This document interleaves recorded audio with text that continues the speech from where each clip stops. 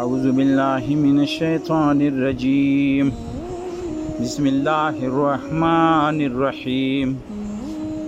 ثم بعثنا من بعدهم موسى وهارون إلى فرعون وملئه بآياتنا فاستكبروا وكانوا قوما مجرمين فلما جاءهم الحق من عندنا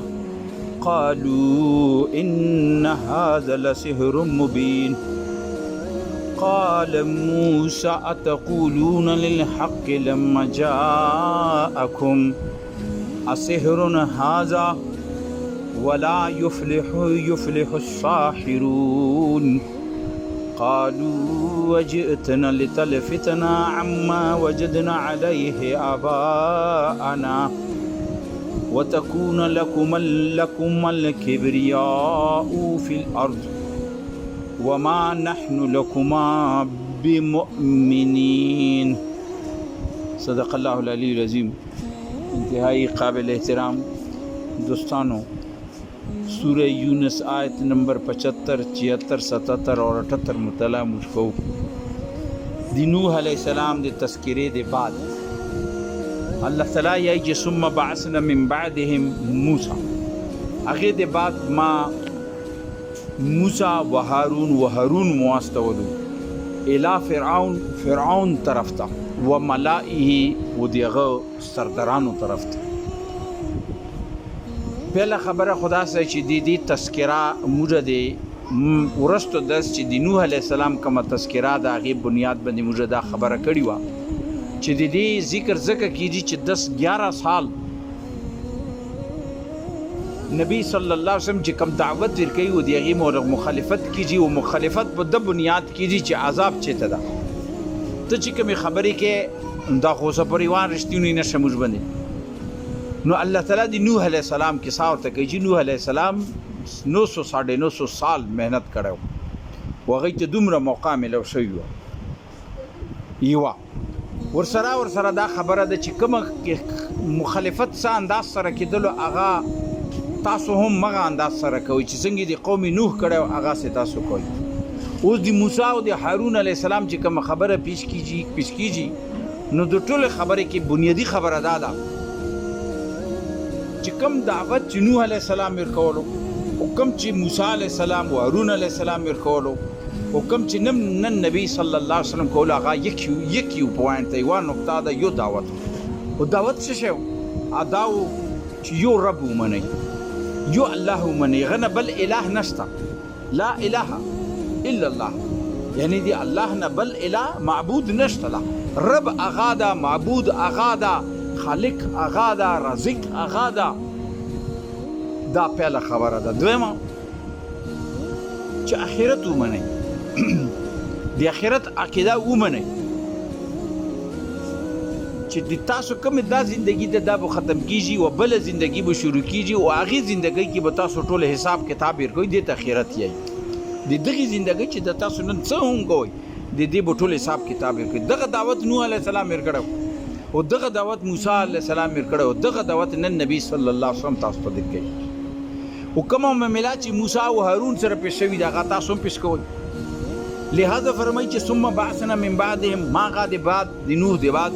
واستولو موسی او هارون چاته ماسو الى فرعون و ملائه فرعون ته مواستولو دغه سردارانو ته مواستولو. دلته د قوم ذکر نه ده او قرآن کې کثرت سره د موسی او د هارون کله کې ساره سینو هغه فرعون او دغه سردارانو خبر رسی. وجه دا و چې فرعون په ټول مصر باندې په ټول قوم باندې غالب او قوم دغه په اتباع کې او قرآن کې ځای کې د فرعون عذاب تذکرہ رسی او غځي چې فرعون به مخ کې او قوم به ورپسې وي چې چا دغه اتباع کړی و. لہذا اتباع چې دا کوي د کې ډېر احتیاط پکار ده چې چا پیروي کوي چا ملګرتیا کوي چا پس روان یي ځکه چې انسان ذهني او سوچ کې دا د انسان فطرت ته په دنیا کې مختلف اشکال باندې صرف دا نه چې چا نه خدای جوړ کې بلکې بعض معاملات کې تداسې د چا منی چې هغه لکه د خدای درجه هغه ته ور کوي یا یې نه په خولې باندې خو ور کړي دی وي وته ځکه چې دغه خبره ته چې ټیک ته بس ټیک ته سترګې پټې ته زده پسې یم لہذا دلته موسی علیه السلام او د هارون علیه السلام کومه تذکره کوي په د بنیاد کې چې فرعون ته مې راستولو او د ورسره د سردارانو ذکر کوي او ملائه ویلي چې دا هغه سردارانو چې دو فرعون جوړ کړی دا چوټې چوټې قبیلې او چوټې فرعون مصر باندې حکومت د دغو سردارانو په طاقت سره کولو دا سردارانو د سرداران د فرعون ملګرتیا کوله او دنیا کې هر وخت چې اقتدار وي د اقتدار څه پشي وي هغه پشو بنیادو باندې اقتدار حاصلوي او هغه پشي دا چوټې چوټې خاني وي دایري وي چې دا د هغه ملګرتیا وکړي او لهذا هغه بنیاد باندې هغه په ټولو عوام باندې حکومت کوي او د هغې څه وي د هغې خپل مفادات وي هغو ته د مفاداتو ذایقه یې ورکړي وي خولې ته څه مفادات ورکړي دنیا پرستي وي د بنیاد باندې هغې سره دولت وي هغې سره حکومت وي او د په هغه بنیاد باندې هغه سرداران خوشحال کړي او فرعون دغسې بدشي کوله خپله نو لهذا فرمایي چې بآیاتنا ما فرعون طرف ته موسی واستولو هارون علیه السلام واستولو اور دغه سردارانو ته خو بآیاتنا خپلې نشانۍ مو ورکړي او نشانۍ تذکره مستفاده ده یوه همسا وه او یو هغه لاس و چې هغه ید بیضه یعنې هغه چمک به کولو دا کله او نشانۍ وي فاستکبرو مگر هغې هغې نه انکار وکړو څه بنیاد باندې هغې کبر کې راو ګمنډ کې راو او دا ګمنډ د څه شي و ګمنډ د طاقت و ګمنډ د دولت و ګمنډ د اقتدار و ګمنډ د اختیاراتو ګمنډ د حکمرانۍ و دغه ګمنډ وي چې انسان حق طرف ته نه پرېږدي آیا چې وایي زه یم فاستکبرو هغې ګمنډ وکړو او ګمنډ یې په ده بنیاد وکړو چې بهی حکومت خو موږ سره ده اوس د تا خبره چې منو بیا خو موږ بلندي کېږو په دې باندې موږ مخکې غږېدلي وو چې فرعون ښه پوه په دې خبرې خو هغې باوجود هغه انا هغه اقتدار هغه دولت هغه طاقت هغه مجبور کړی و دا چې د موسی او د هارون د دغه دعوت نه انکار وکړي ورنه موسی او هارون علیه السلام باندې نور باندې لاس لکه جادوګر به هغه قتل کړلو خو په موسی او په هارون لاس نه چولو د هغې نورو وجوهات وو وجوهات دا و چې موسی علیه السلام هغه کور کې پته شو بلکل د رور غوندې ورته لګېدو دا هم یوه وجه موږ دې باندې خبره کړې ده لیکن بنیادي خبره دا وه چې پوه و د باندې لاس چون مقصد څه ده لیکن بل طرف ته هغه خپل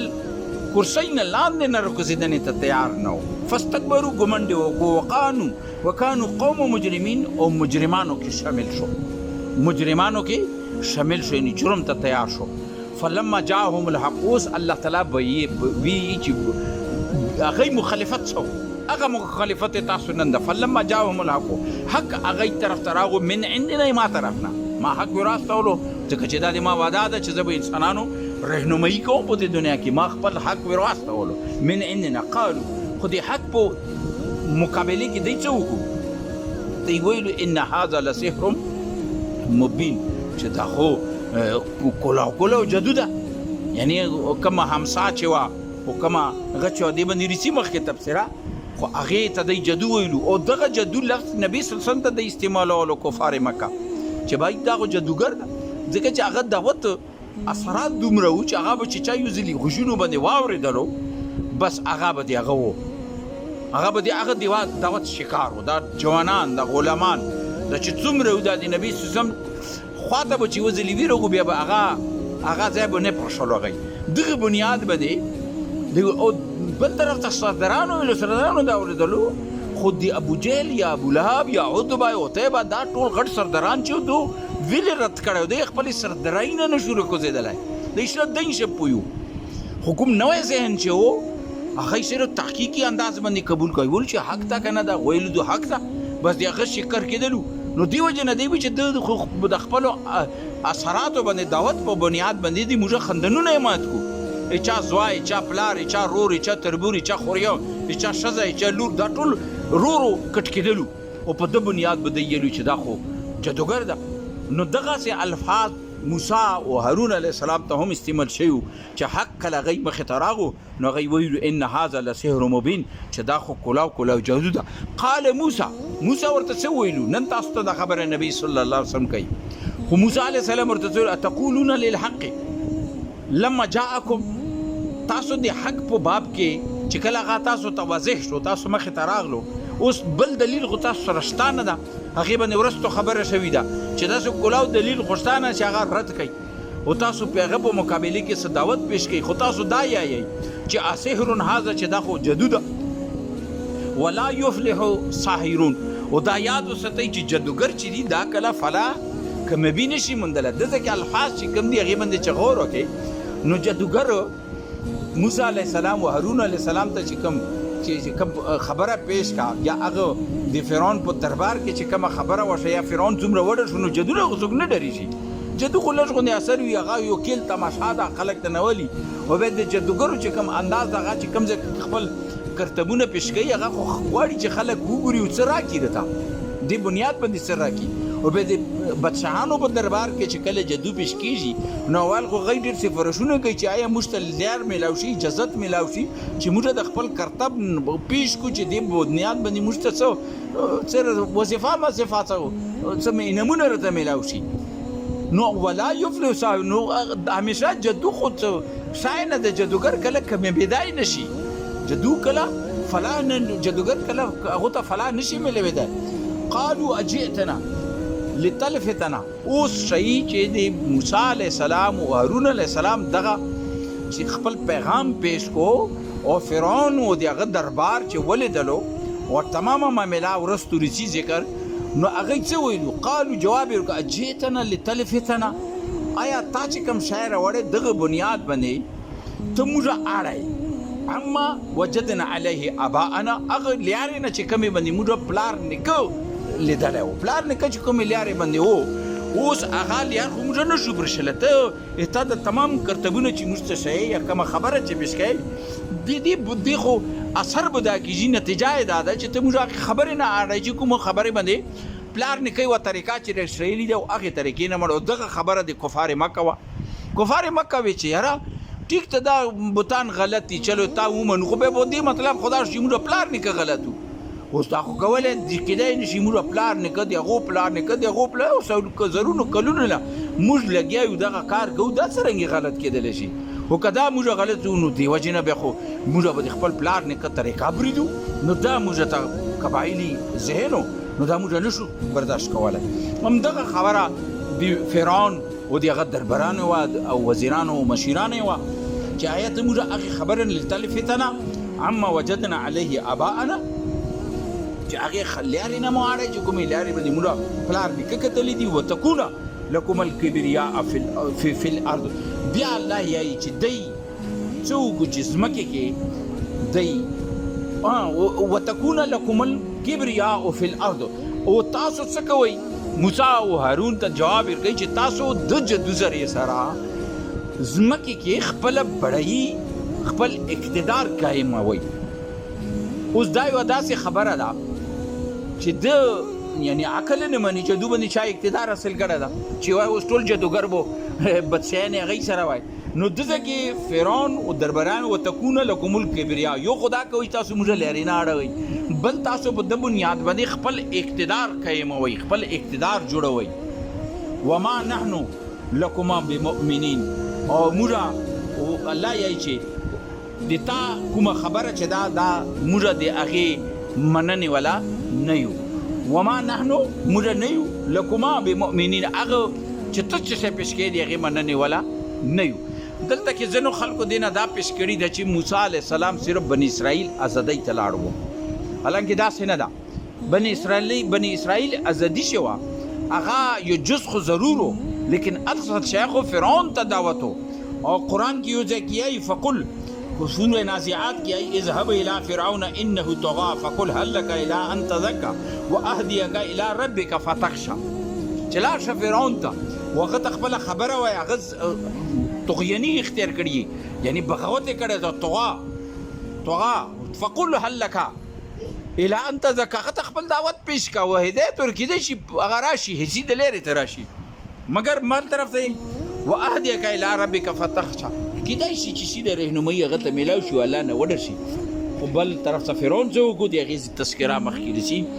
واخر دعوانا ان الحمد لله رب العالمین.